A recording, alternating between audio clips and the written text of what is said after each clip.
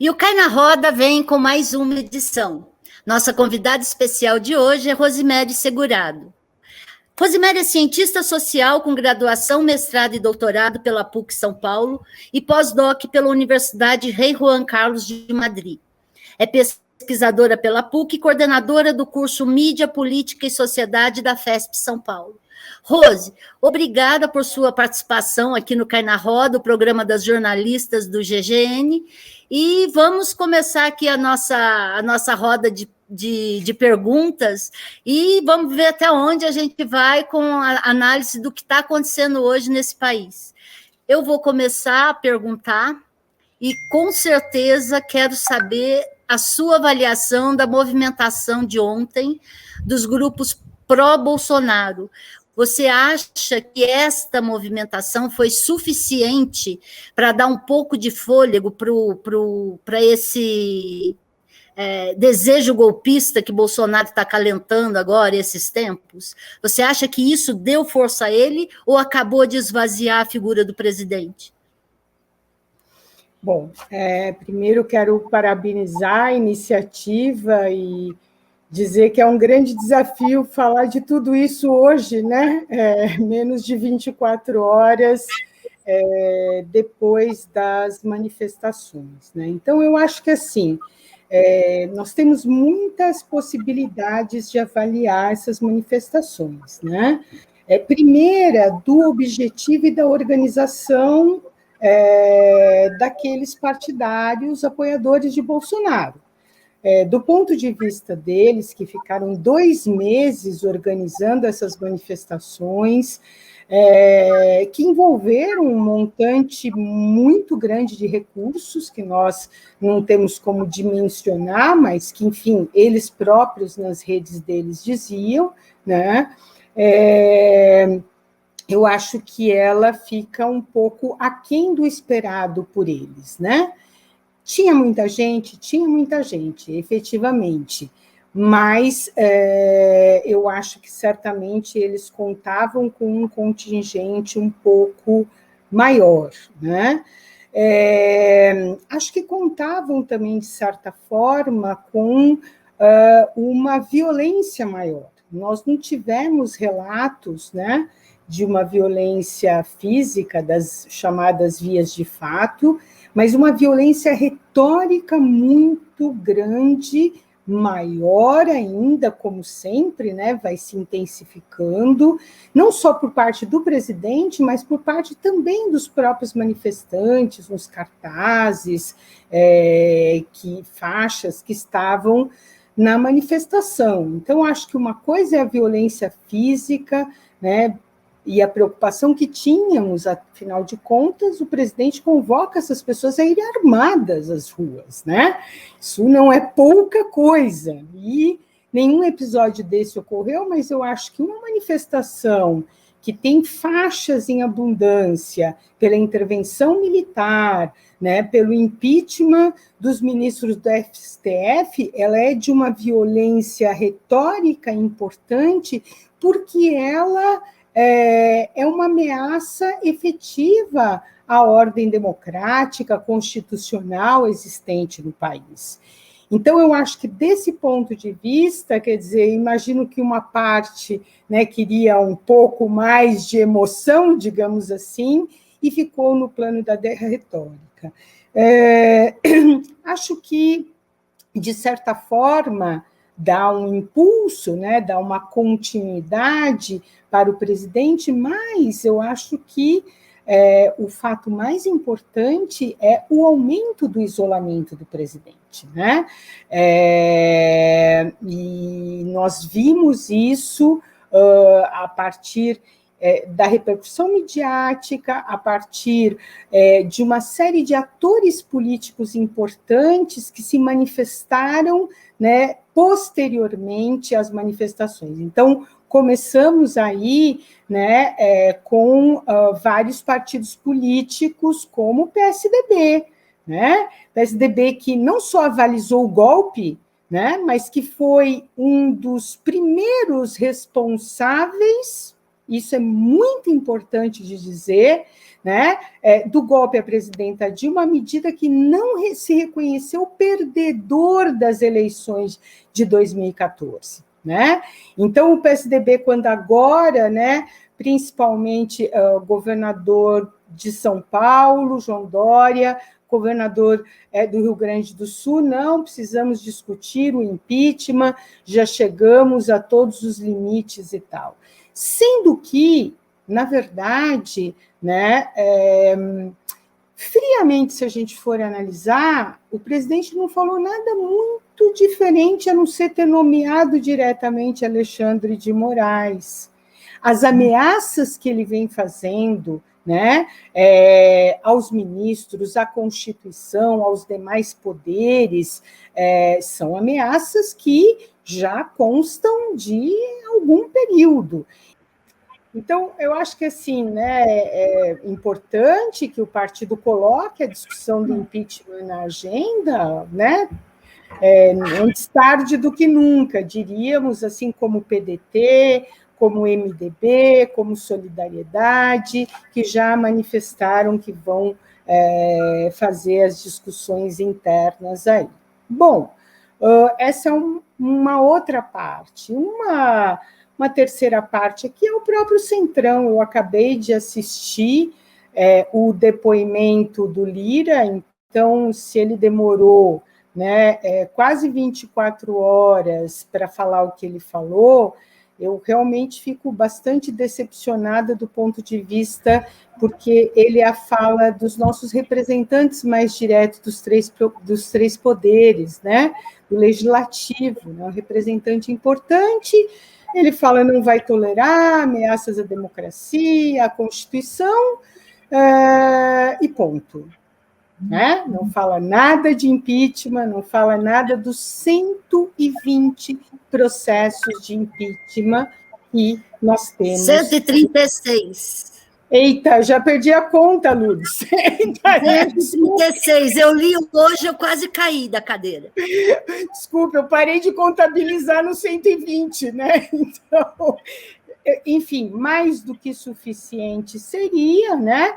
Então, ele faz aquele clássico, uma no cravo, outra na ferradura, diz não vamos tolerar, esse poder já decidiu pelo voto pelas urnas eletrônicas no próximo ano, mas e ponto, não vai mais além, uma fala, inclusive, brevíssima, para quem está no poder que está, né? Ela só não é mais breve que a do Bolsonaro, porque o Bolsonaro não consegue falar mais de 5 minutos, nem ler em papel mais de 5 minutos, conforme nós já vimos em vexames internacionais como o da ONU, como do Fórum dos Ricos em Davos e tal, né? E ontem na Paulista, desculpem, não contabilizei, mas imagino que, né, cair do Planalto Central para cá para uma fala tão, né, breve é porque realmente tem mais do que alguns chavões, algumas frases que ficam repercutindo, né, nas milícias digitais e que é suficiente para manter, né, a sua tropa, né, a sua base animada. Ele não se dispõe a fazer, eu digo do ponto de vista de um estadista, de uma análise política, né, mais aprofundada que se esperaria do dirigente máximo do país. E, além disso, quer dizer, eu não estou nem falando isso do ponto de vista da ordem de prioridades, né, ou da ordem de importância, estou falando da ordem que eu vou me lembrando dos fenômenos, quer dizer, assim, não sei contabilizar quantas pessoas foram às ruas no dia de ontem, no 7 de setembro, apoiadores de Jair Bolsonaro, mas me chama muito a atenção qual é a pauta e a agenda desse grupo, né? Quer dizer, nós estamos com uma inflação chegando aos 9%, nós estamos com quase 600 mil mortes pela Covid, nós temos um desemprego de quase 15%, que está enfim, produzindo um ambiente de miséria crescente no nosso país. O país volta ao mapa da fome que nós tínhamos conseguido tirar com as políticas, os programas sociais dos governos, né, de Lula e Dilma. Nada disso está na agenda. O nosso maior problema no país é o STF e o Alexandre de Moraes. É assustador, né? Que essa seja a pauta que Bolsonaro escolheu para convocar a população, né? E aí tem um outro dado importante, que é assim, tudo isso começou lá, mais ou menos em 2015, contra a corrupção, tínhamos um juiz que foi alçado ao plano heróico de limpar a corrupção do nosso país, Sérgio Moro, não é isso? E essa era a questão lá atrás. Pois bem, né? Passados esses anos, né, e fazendo um salto histórico, né, ontem uma das figuras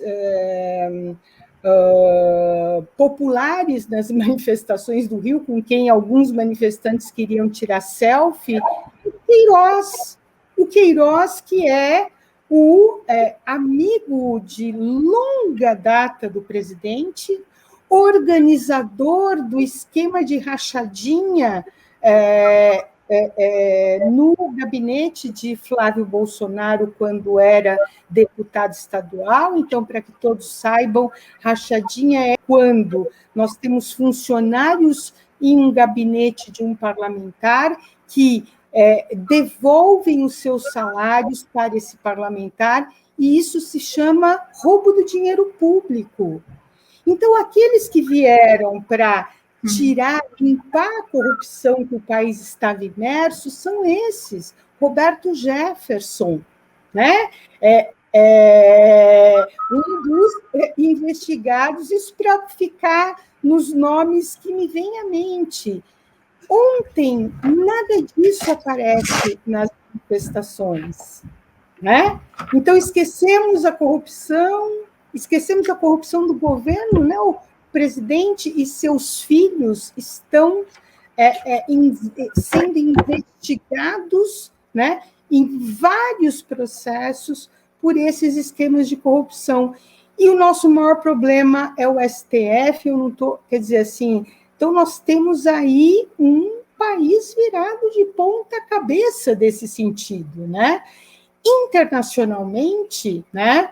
E aí vocês entram na roda e vão me colocando outras questões.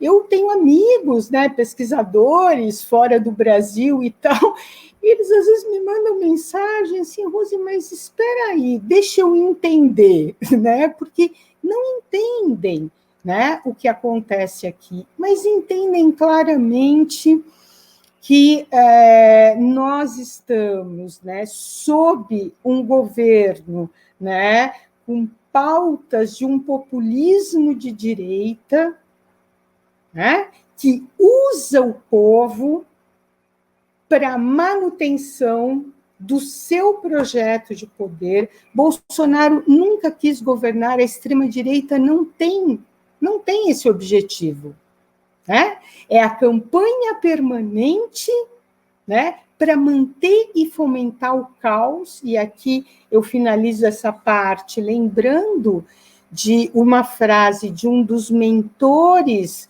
dessa extrema-direita em âmbito internacional, que é Steve Bannon, que foi assessor do ex-presidente Donald Trump, e um grande articulador do ideário da extrema-direita no mundo, primeiro dizendo que a eleição do Brasil é a segunda eleição mais importante do mundo, obviamente, depois da eleição americana, né? Então, e é por isso que eles estão colocando muito dinheiro aqui nessas manifestações antidemocráticas e golpistas.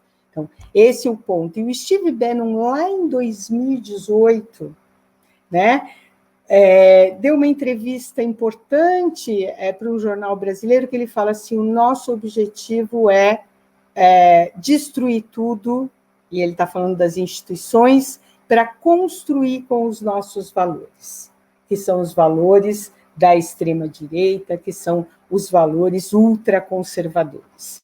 E depois eu falo um pouquinho do Congresso dos Conservadores, que foi, né, até esse final de semana, coincidentemente, nós temos os atos do 7 de setembro. Vamos lá, meninas, falei muito. Antes da próxima perguntar, eu pulei uma parte, porque eu estou voltando de férias, estou aliada. Rosemary, você tá conversando com a Tatiane Correia, Patrícia Faerman, Cíntia Alves, Duda Cambraia e eu, Lourdes Nassif. Faltou a informação importante de nomear aqui a redação para você, me perdoa. Agora a próxima pergunta. Vocês. Eu queria até também colocar um adendo, que a gente está conversando, que eu acho que isso é importante para quem está nos assistindo. Essa entrevista vai ao ar ao sábado, né? Mas a nossa conversa está sendo no dia seguinte ao 7 de setembro, para que os internautas saibam, né? Porque muitas coisas ainda podem acontecer até sábado, então a gente está tratando justamente do dia seguinte ao 7 de setembro, né? Acho que isso é importante. Então, eu já vou emendar na minha pergunta. Rose, você citou a questão do Bannon, né? E eu queria trazer, então, para o contexto da comparação com os Estados Unidos. Foi quase que inevitável para a imprensa internacional, principalmente norte-americana, comparar o ato de ontem com o ataque ao Capitólio nos Estados Unidos após as eleições, né? As últimas eleições. Quais fatores você acha que podem ser comparados, né, com aquele episódio, considerando que lá Trump não tinha o apoio das Forças Armadas, nem parcela das Forças Armadas à época, e, ao meu parecer, né, no caso, nós que não somos analistas, o que a gente percebia é que lá, apesar de Trump denotar esse discurso golpista contra o resultado eleitoral, foi quase que um movimento ali de última hora, né? No momento da contagem dos votos. A gente está mais de um ano antes das eleições 2022, né? Então, ainda já se está tratando esse discurso de forma muito explícita por Bolsonaro. Considerando esses fatores e outros, o que você acha? Você acha que o Brasil está caminhando para esse mesmo desfecho aí que teve nos Estados Unidos, ou até mesmo pior? Acho que sim, e acho que essa é a grande aposta, né, do Bolsonaro. Eu acho que, assim, primeiro porque ele muitas vezes se comporta como o clone tropical do Trump, né? Ele adora... enfim, é uma inspiração, por assim dizer, muito forte em vários dos seus atos, vários dos seus gestos, e é importantíssimo isso que você levanta, que não só como inspiração, porque não é uma inspiração à distância, mas tem uma conexão importante e uma articulação importante entre essas duas lideranças por meio de, então, o Bannon, né, que assessorou,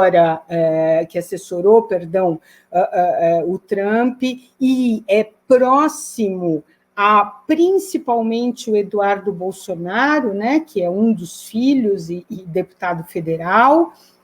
E aí, assim, eu vou entrar só um pouquinho na questão desse evento que ocorreu, né, dos conservadores, esse congresso, CEPAC, que chama, esqueci exatamente a sigla, é isso, né?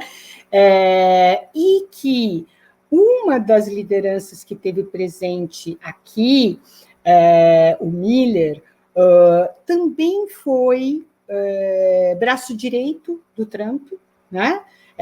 considerado um desses conservadores, né? E eu, honestamente, por isso que eu retomei um pouco aqui o Brasil, né, nossa luta contra a corrupção lá atrás, né, e agora como esses discursos são fluidos e mudam, e como os conservadores, né, mantêm um discurso muito distante das suas práticas, né? Esse senhor Miller foi afastado do governo do governo Trump, porque ele, né, casado com uma família de bem, né, traiu a mulher. Problema dele, né? Não tem, mas ele, né, que se diz o grande defensor da família, fez isso, mas engravidou essa sua amante. Bom, tá, acontece, ok, mas, né, tentou forçá-la a fazer um aborto, o que eu também sou favorável, defendo o direito e a legalização do aborto no Brasil, mas eles, conservadores, sempre são do movimento anti-aborto nos Estados Unidos e faz isso. Então, esses conservadores, eles têm um discurso para arregimentar as suas tropas, a sua base de apoio, e uma conduta nos bastidores que é completamente oposta. Por que ele veio ao Brasil? Provavelmente para trazer dinheiro e mais conexões, né? Porque esse evento, esse encontro ocorreu agora, nesses últimos dias, acho que de sexta a domingo, ou a segunda, algo assim, né? Dinheiro também para alimentar os canais da milícia que faz e dissemina desinformação, discurso de ódio e misoginia, né, na narrativa do presidente, né? E ele foi, antes de embarcar no seu avião particular, obviamente, saindo de Brasília, ele foi chamado pela Polícia Federal e falou assim: vem aqui, vamos esclarecer algumas coisas, meu senhor. Então, essas conexões com o governo Trump, com o ex-presidente Trump, elas são muito... nós vemos elas em vários pontos, não é só uma mera inspiração, gostaria de ser... Não, né? Tem conexões e articulações muito importantes. O sonho do Bolsonaro é fazer uma versão do Capitólio aqui, talvez mais radicalizada, né? Uma apoteose, talvez, do golpe, né? E é por isso que ele vem, né?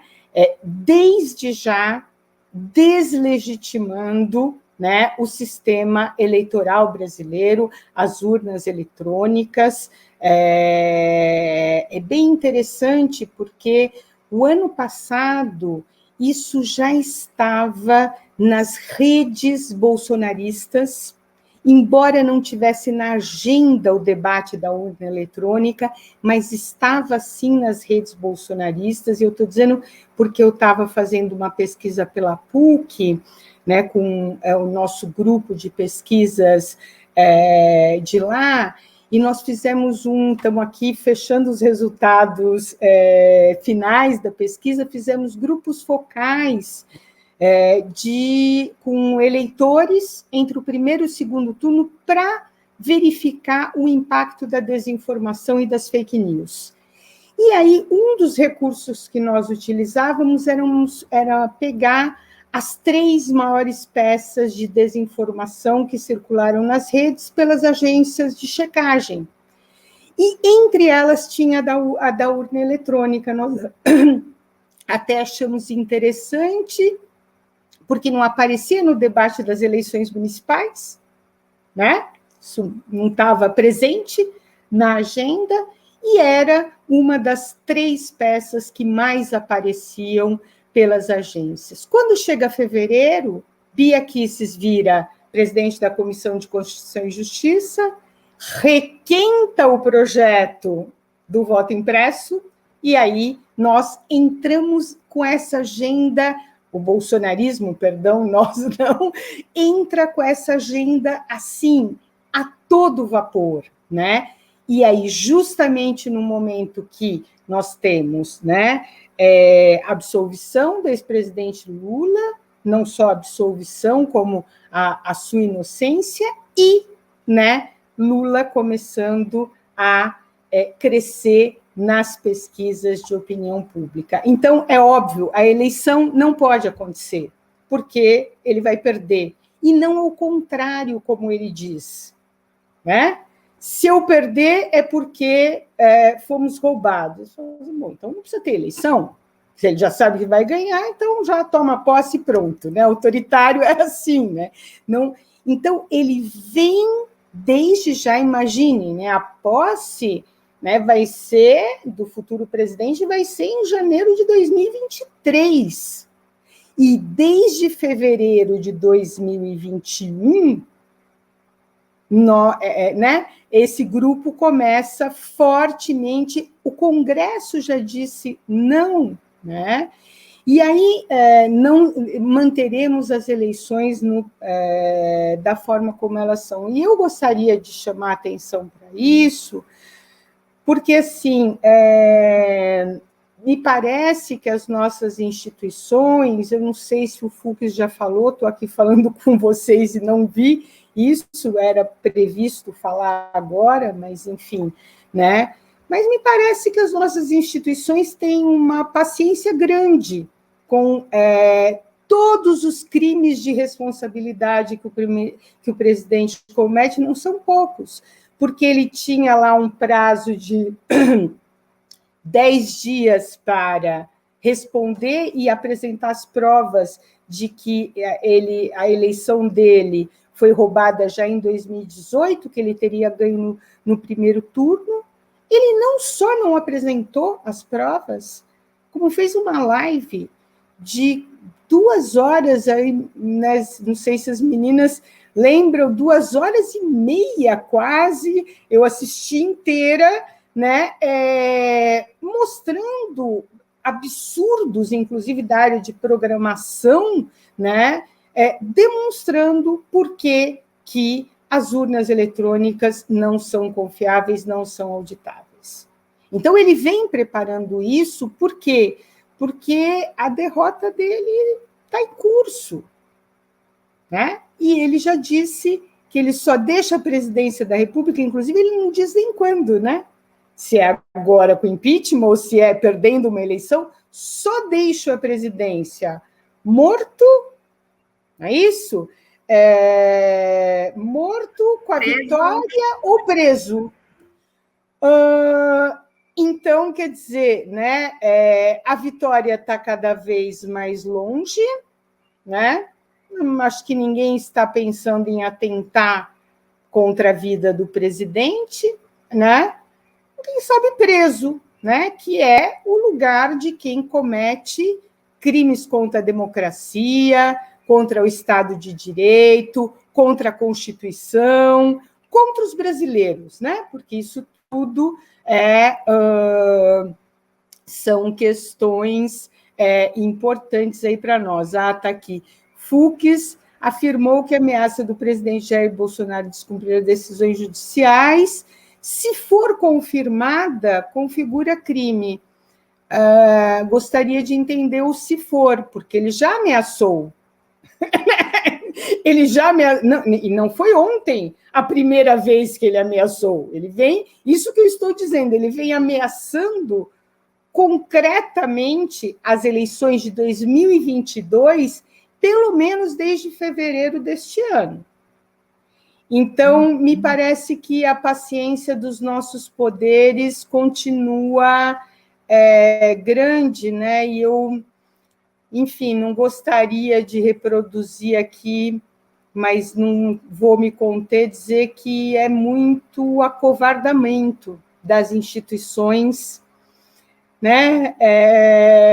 Num momento como esse, né? Eu lamento, como brasileira, como cidadã, eu lamento profundamente que as 2 falas mais esperadas no dia de hoje, a do presidente da Câmara, Lira, e a do presidente do Senado, sejam, vamos esperar mais um pouco, vamos esperar invadirem o STF e quebrar tudo. vamos esperar invadirem, aí vai dizer assim, a ameaça se concretizou. É que ameaça é quando o fato não se deu. Então, virou para a Lourdes e falou, Lourdes, eu vou te pegar. Bom, isso é ameaça. Isso é ameaça. Depois que eu peguei, é fato. Né? E eu acho que eles estão esperando o fato. É lamentável, desculpem, mas é uma indignação. Fale.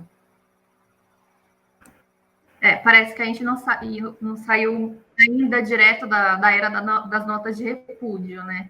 E aí eu estava pensando que é um pouco interessante isso, porque se você para pensar, o Bolsonaro... Vocês estão me ouvindo ou eu travei? Acho que eu travei, né? Não? Tudo bem? Vocês estão me ouvindo? Sim, estamos te ouvindo. Sim. Ai, gente. Agora sim. Também está todo mundo congelado, desculpa. Minha internet está terrível hoje. O Bolsonaro, ontem, ele falou no discurso dele que ele não vai ser preso. Ele fez ele falou assim, um aviso para os canalhas que me querem inelegível para 2022.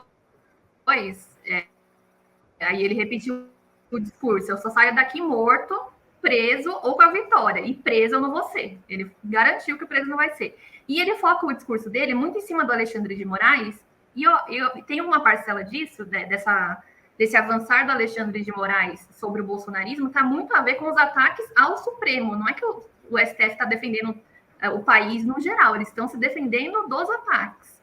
E aí me vem a segunda questão. Hoje eu acordei com o pessoal progressista, porque a gente vive umas bolhas na internet, né? Eu tenho muitos amigos progressistas, ficaram discutindo se os protestos foram muito grandes ou tinha pouca gente na rua. E o fato, pelo menos para mim, como cidadã, ontem, quando a gente estava cobrindo, né? Estava eu e a Patrícia assistindo o discurso do Bolsonaro. No final, eu falei, gente, esse cara ele precisa ser barrado na eleição, ele não pode ter o nome dele na urna. Porque a sensação é de que se tiver o nome dele na urna e não vai ter voto impresso lá, a Câmara já decidiu sobre isso, né?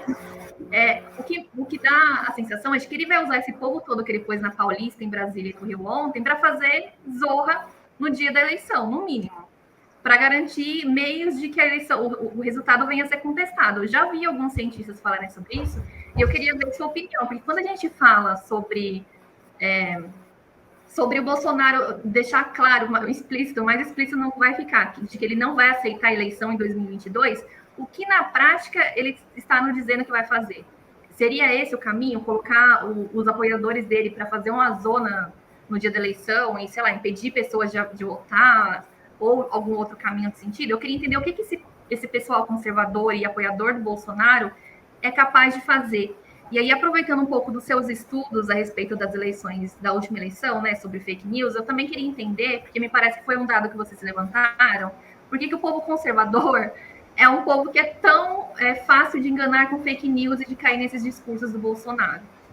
Uhum. Então, assim, trabalhando essa questão dos bolsonaristas, do que eles são capazes de fazer em 2022 e por que eles são tão manipuláveis. Uhum. Então, acho que assim, a primeira coisa, né, é do que eles são capazes de fazer. Né? Eu acho que assim, toda a ação, digamos assim, e trabalhando aqui o discurso como uma ação, né, como nos ensinam, né, alguns importantes pensadores, né, da ciência política, eu acho que ele vem dando combustível, o Bolsonaro vem dando combustível para plantar esse sentimento nas pessoas, né, ao ponto de elas irem às chamadas vias de fato e tentar inviabilizar o dia da eleição, né, o processo eleitoral como um todo, né? Então, essas manifestações também são esse combustível, né, para várias das etapas desse processo, né? Então, eu acho que tem, inclusive, é interessante porque é fazer uma alusão direta, né, ao ministro das Comunicações do Hitler, né? O Goebbels. Então, né, tem que ser uma coisa construída paulatinamente, você tem que criar, né, etapas de convencimento dessas pessoas, né? Então, os discursos, as motociatas, né? Enfim, toda essa agitação promovida, né, pelo Bolsonaro e o seu núcleo de apoiadores mais próximos, ela tem esse objetivo, de fato, e isso é possível. Não é, né? Talvez não consigam, porque imagine, né? Criar um estrago nas eleições no país inteiro, eles vão precisar de uma ação coordenada e tanto, mas eles podem criar, né, fatos, né, que levem a manter a deslegitimação do processo eleitoral ou a deslegitimação dos resultados das urnas, né? Criar esse clima de suspeição, eu acho que isso é muito típico desse tipo de liderança ultraconservadora que ele faz parte, né? Com relação à questão sobre a desinformação, as fake news, essa questão que nós estamos aí nos últimos anos enfrentando um cenário muito dramático, inclusive porque, por exemplo, né, ela não é só no campo da política, né? Embora eu acho que a política permeie tudo, né? Mas a gente tem visto isso com relação à vacinação, ao uso da cloroquina, né? Ou seja, a desinformação, e é muito interessante, né?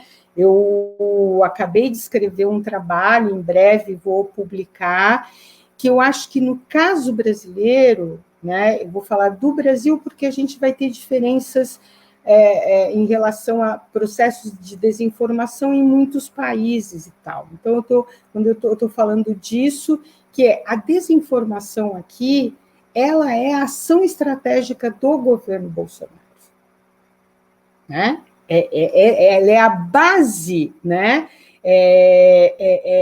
Né, que impulsiona todo esse governo, e por isso que ela é no campo da vacina, por isso que ela é no campo das urnas eletrônicas, em várias das dimensões da vida social e política, né? E lembrando, né, interessante, eu estava lendo alguns trabalhos, né, sobre tentando entender esse movimento histórico, né? Porque eu acho que a gente tem raízes de conservadorismo muito grande no Brasil, que às vezes a gente tende a não reconhecer. Mas se nós formos pegar o Brasil fora do eixo da Europa, né, na primeira metade do século XX, é o país que teve, né, a maior expressão de extrema-direita, né, na conceituação de hoje, ultraconservadorismo, no mundo. Isso não é pouco. Isso não é pouco. Né? A gente está falando lá, tudo bem, era diferente, outro momento histórico, econômico, político, não vou entrar nisso, mas é interessante que tenha sido aqui. O movimento integralista foi muito forte, ainda tem, né, suas células atuando por aí. Então, eu acho que assim, você vai alimentando isso, né? Sabe aquela coisa quando a gente fala homeopaticamente, né? A homeopatia vai trabalhando com doses, para ir produzindo um efeito, né? E eu que acompanho isso nos grupos, né, dessa movimentação da extrema-direita, o que a gente vê, né, que não é que eles tenham que eles tenham maior ingenuidade ou não, e aí tem uma parte deles que o Bolsonaro era tudo o que eles queriam, gente, desculpa dizer isso publicamente, né? Então, quando a gente fala a direita, né, perdeu a vergonha, porque depois da redemocratização ficou estranho, esquisito, ninguém batia no peito, sou de direita e vamos lá e tal. Então, teve um momento que a redemocratização, ela colocou ela não acabou com esse pensamento, mas ela colocou num bastidor ou deixou num lugar, sabe aquele móvel que a gente não sabe exatamente o que faz na casa e põe lá num canto e tal, né? Meio escondido, meio ali, um dia eu resolvo isso. E isso reapareceu, e o Bolsonaro, ele se presta muito a esse tipo de liderança, de grupos que se sentem...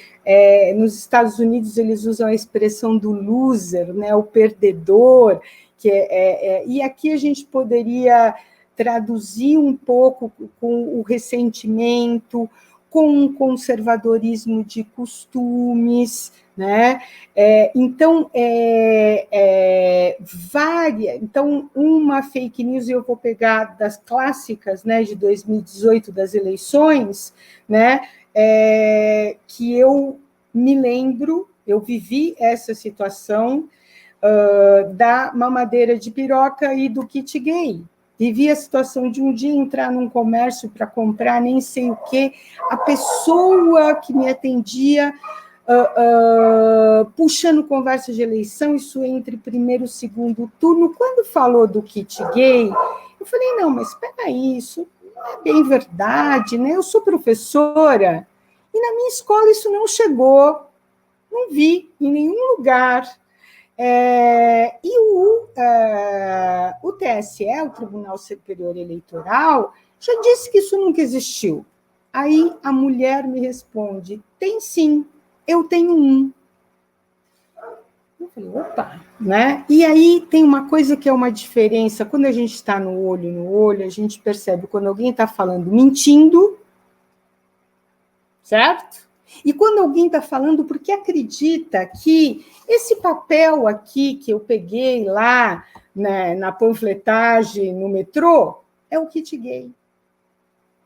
E eu precisava disso para alimentar o meu ódio ao homossexual, o meu ódio, né, ao casamento entre pessoas, né, a união estável entre pessoas do mesmo sexo. Então, na verdade, né, essas peças, e tem uma das coisas quando a gente vai trabalhar a conceituação, tem estudos muito importantes sobre fake news e desinformação, é a questão da confiança. E as pessoas confiam naquilo que elas se identificam. Então, assim, tem um autor que se fala do o que é o mercado da confiança ou da desconfiança. Por que eu ataco a imprensa? Né? Então, assim, eu tenho muitas críticas aos grandes meios de comunicação. O meu núcleo de estudos é o núcleo de estudos em arte, mídia e política.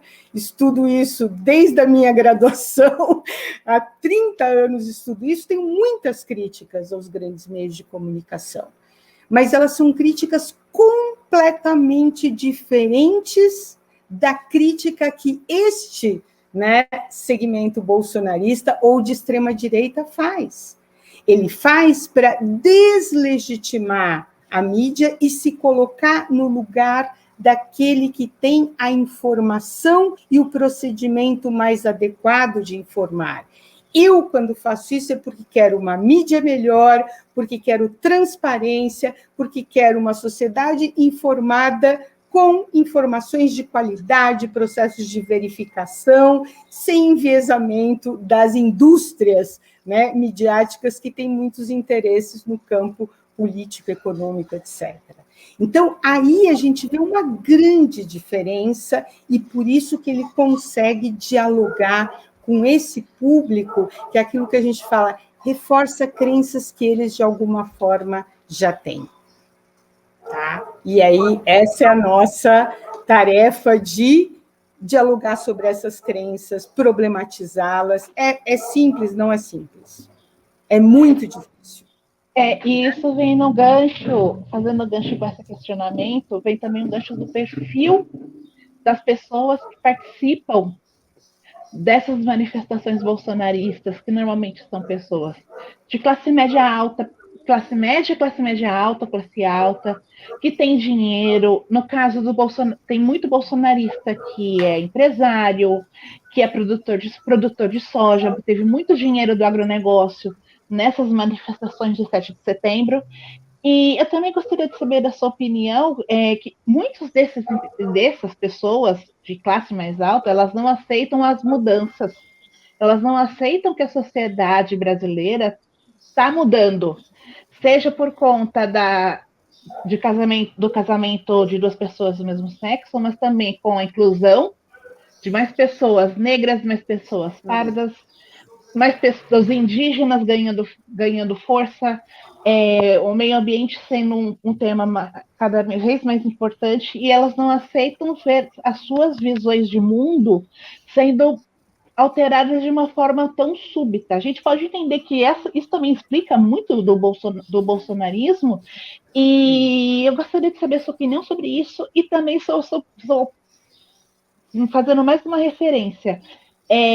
Os bolsonaristas que levaram jato de pimenta ontem na terça-feira à noite, quando eles foram tentar invadir o Congresso, chamando os policiais de covardes, chamando os policiais de comunistas, policiais militares comunistas. Ok.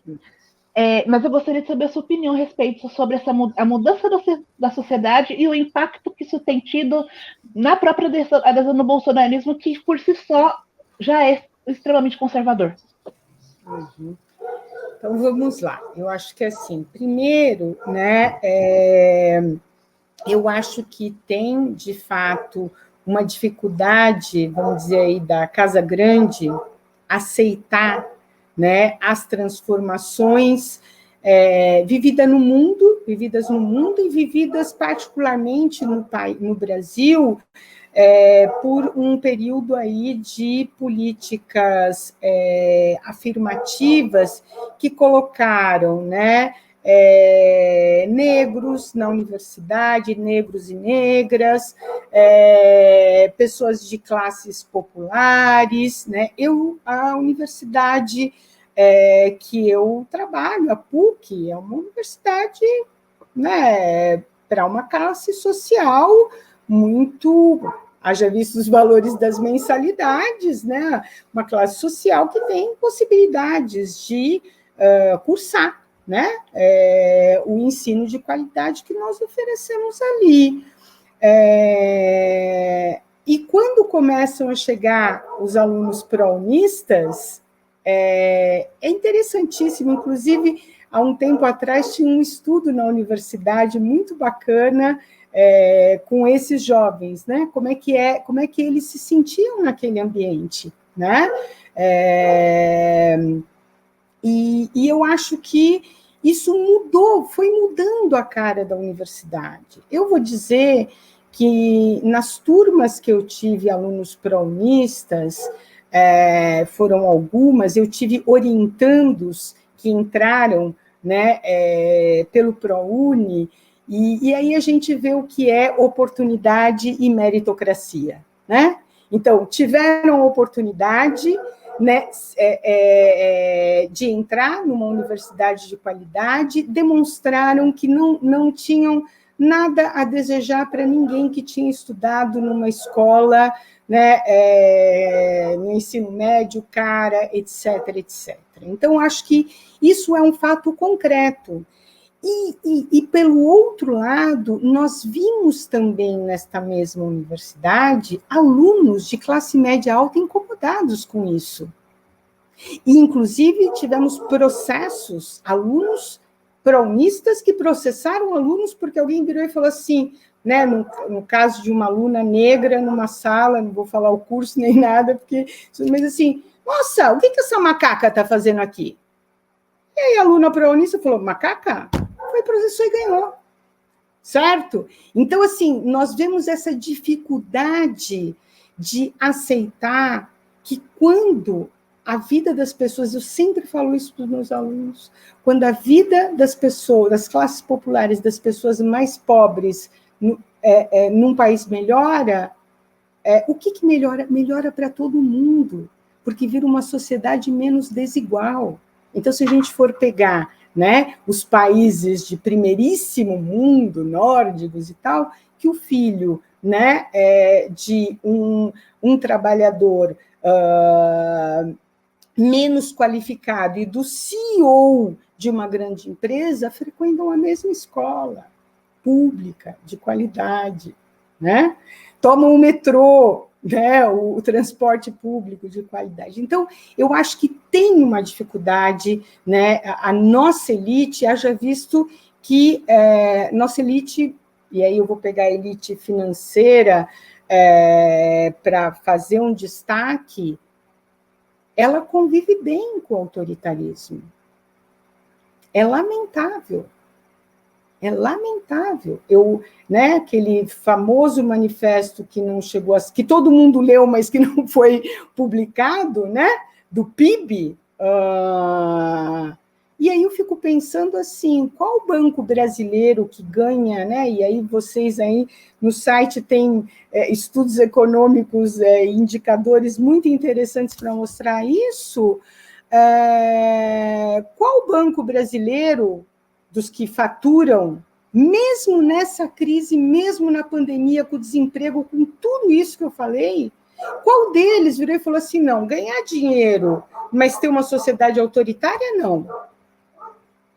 Né? Quando o presidente da Fiesp, que não tem nenhuma indústria, né? Que, aliás, só no Brasil tem essas coisas, né? O SCAF não tem, né? Fala, não, veja bem, porque ele é bolsonarista, certo?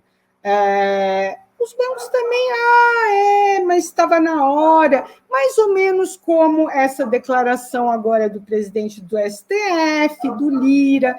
Então, essas elites, elas têm dificuldade de defender a democracia, porque para elas, né, meio que tanto faz, né, sabe, isso é muito lamentável, muito lamentável.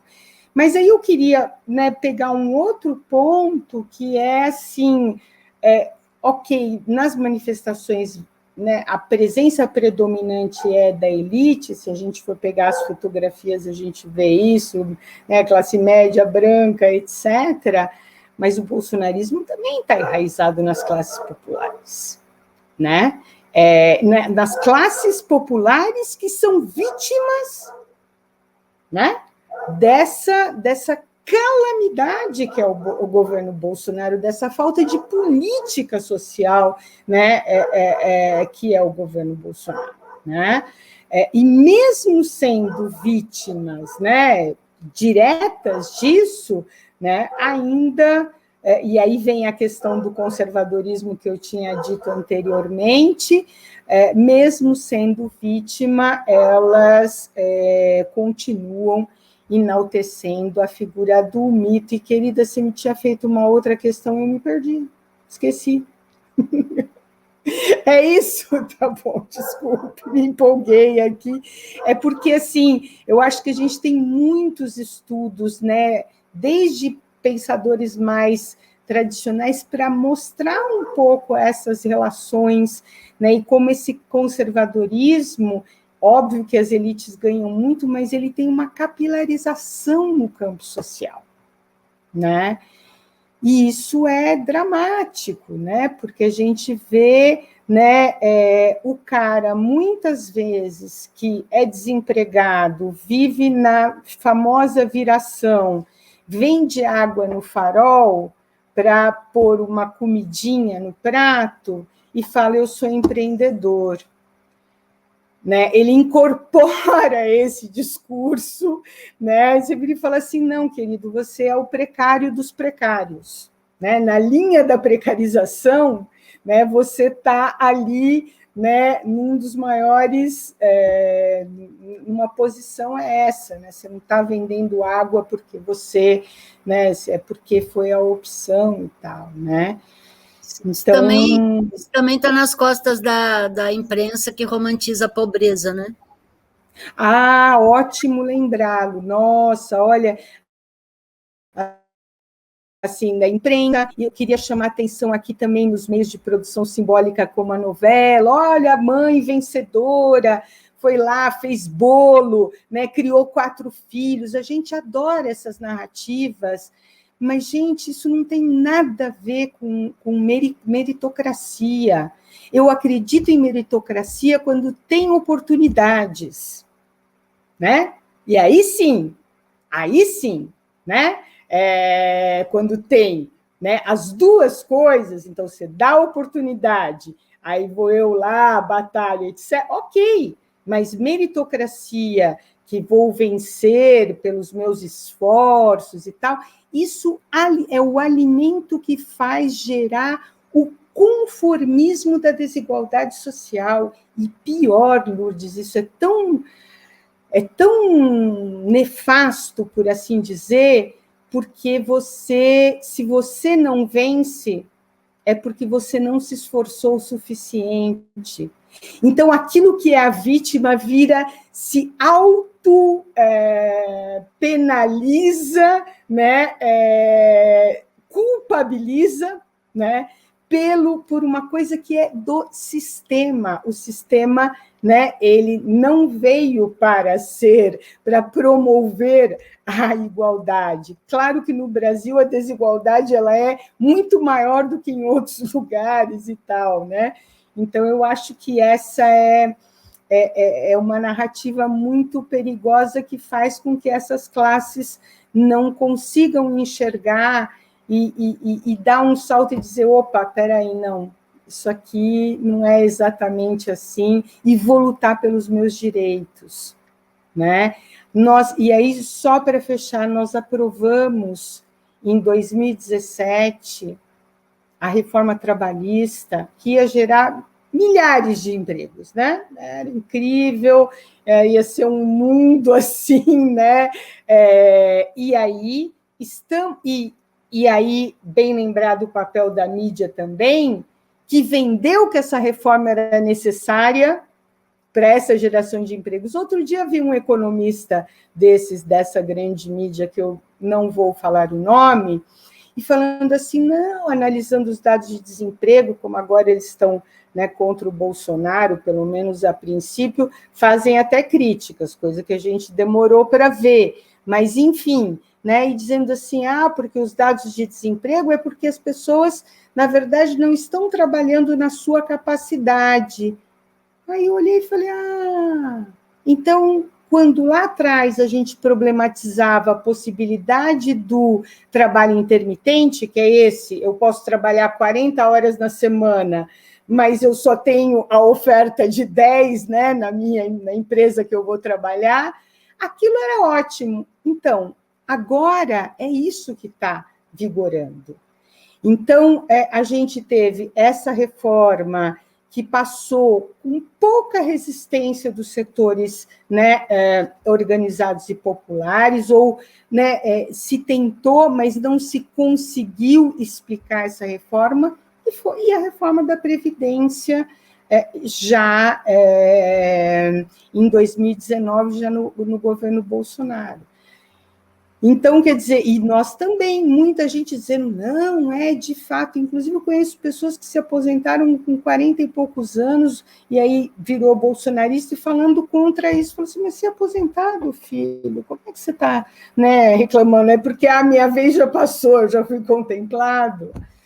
Complicado, né? Bem complicado.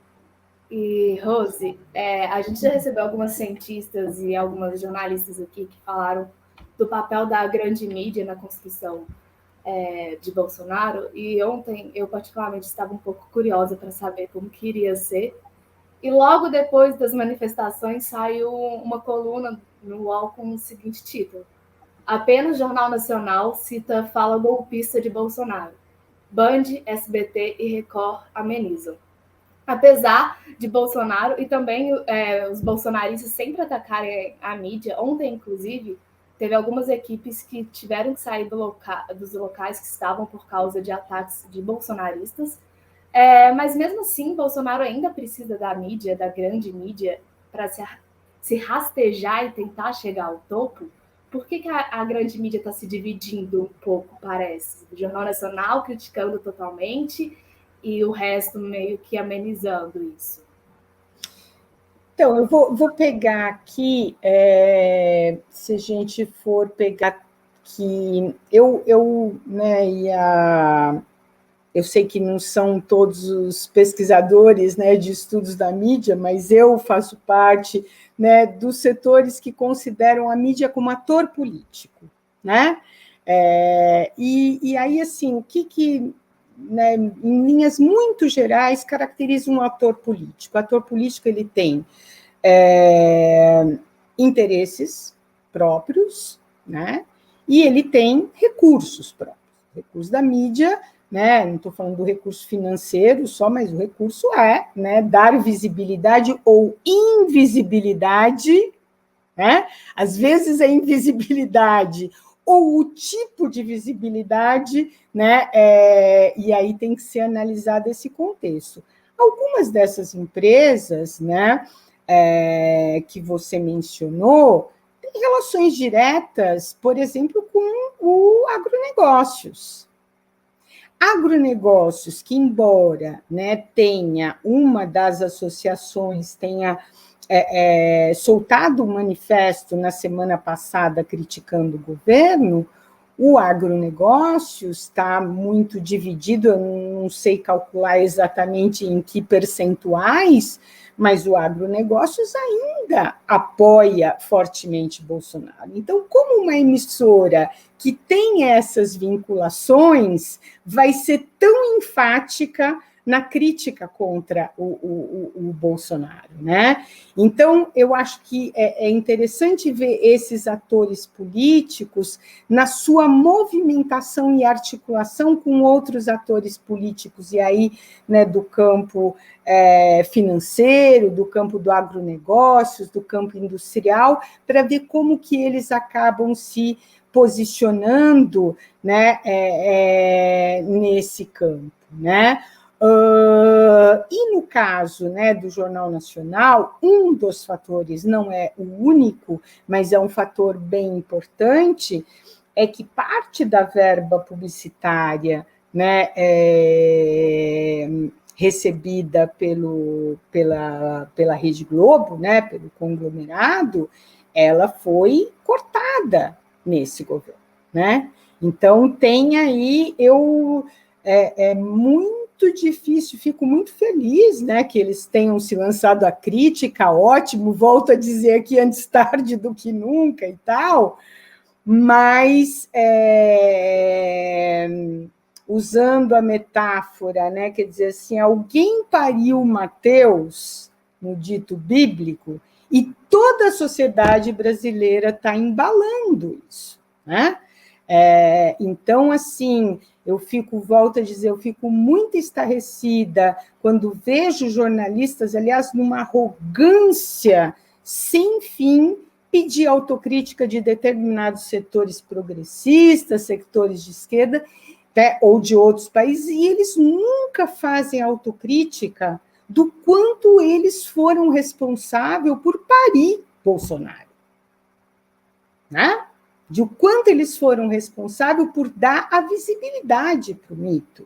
E aí é interessante, a mesma coisa eu falei em relação ao PSDB, essa direita se comportou como se não houvesse amanhã, né? E sem pensar que no amanhã, né, era, né, na porta da casa deles que um ultraconservadorismo ia fazer ameaças. Então, eu acho que não tem como esquecer, e não se deve esquecer. Não se deve esquecer. Eu acho que, inclusive, né, vários dos crimes que hoje são repetidos em praça pública, intervenção militar e tal, a nossa transição política brasileira, ela não julgou, né? A Comissão da Verdade, ela foi, né, teve um trabalho importante, mas nós demoramos bastante para passar esse passado a limpo, né? Não passamos ainda, acho que temos muitas coisas a esclarecer nesse país, né? E é isso, né? Quando eu ouço as pessoas falando, né, os ultraconservadores, bom, era na época dos militares, não tinha inflação, não tinha problema econômico. Os militares vendem essa construção social da imagem deles, né? E aí, quando a gente vê vários estudos saindo, né, e estamos vendo agora, né, as denúncias de corrupção no Ministério da Saúde, quem eram as pessoas que estavam nesses postos chaves ali no Ministério? Militares, né? Então, eu acho que temos muito a falar sobre isso ainda no nosso país, nunca é tarde, né, volto a dizer, e é necessário para que a gente não caminhe na rua, né, e veja uma faixa, né, pela volta dos militares, né, esquecendo, né, as pessoas que tanto lutaram pela democracia nesse país, que foram exiladas, que foram torturadas, que tiveram seus filhos torturados, né, histórias que são duras, são muito duras, mas a gente tem que enfrentar. Essa é a nossa história, né? É necessário, né? A gente precisa, né, para entender, inclusive, por que esses bolsonaristas, esse ultraconservadorismo não cai do céu do nada, a gente entender um pouco dessas raízes do Brasil, né? Para chamar aqui o Sérgio Buarque de Holanda na nossa conversa, né? Ai, Rose, vamos ter que reinventar os cursos de histórias nos colégios, desde o comecinho ali com a criançadinha, para ver se as pessoas passam a perceber Sim. melhor o seu presente, porque sem o passado, o presente não tem muito sentido. Não é de hoje que as coisas estão precisando dessa modificação aí, né? Eu queria finalizar o nosso programa, agradecer muito a sua presença aqui no Cai na Roda, que foi muito rica a entrevista. Eu acho que as pessoas vão aproveitar muito essas suas análises aqui do pós-7 de setembro e este país que vivemos hoje, né? Gostaria de lembrar aos internautas que deem o joinha, sigam o GGN. O que mais? Ajuda aí, Duda, você que é mais nova. E ativem o sininho para que possam receber... Deem o like, compartilhem, se inscrevam no canal e cliquem no sininho para vocês não perderem as últimas novidades da TV GGN. Isso. E, Rose, o GGN está de portas abertas para você, para seus estudos, para suas opiniões. Estamos aí junto e vamos levando essa luta que a gente chega lá. Eu que agradeço o convite, excelente conversa, mulheres incríveis, vocês, fazendo um jornalismo que o nosso país merece, de qualidade, enfrentando temas difíceis, complexos, mas é assim que a gente reafirma a nossa democracia, é assim que, quer dizer, com um jornalismo transparente, de qualidade, informações de qualidade e o debate, né, acima de tudo. Muito obrigada, bom trabalho aí para todas vocês. Obrigada, tchau, menina, tchau, Rose, até mais, gente. Até mais.